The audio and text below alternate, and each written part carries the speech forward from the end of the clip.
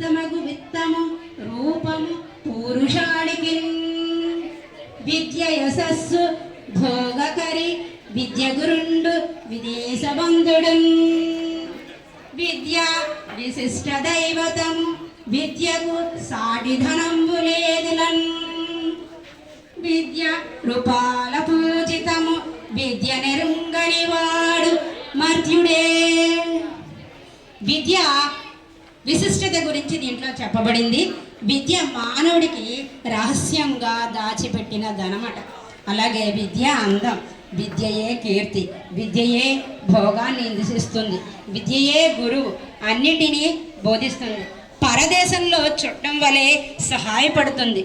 విద్య ప్రపంచంలో విద్యకు మించిన ధనం ప్రపంచంలో మరొకటి ఉండదు.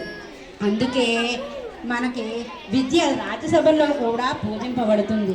విద్య రాని వారు మరణించిన వారితో సమానం. అంటే విద్య యొక్క గొప్పతనం మనకు అర్థమవుతుంది. అంటే ప్రతి మానవుడు అన్నవాడు చదువుకోవాలి అనేది అర్థమవుతుంది. అలాగే ఇలాగా నీతి పద్యాలు, నైతిక విలువ పద్యాలు చెప్పడమే కాకుండా మనకి భక్తి రస పద్యాలు ఈ విధంగా కూడా ఉంటూ ఉన్నాయి. దీంట్లో ఒక భక్తి రసమైన పద్యాల్లో పోతన గారు, బమ్మెర పోతన గారు రచించిన ఒక అంత్యానుప్రాసాలంకారానికి సంబంధించిన ఒక పద్యం చూద్దాం.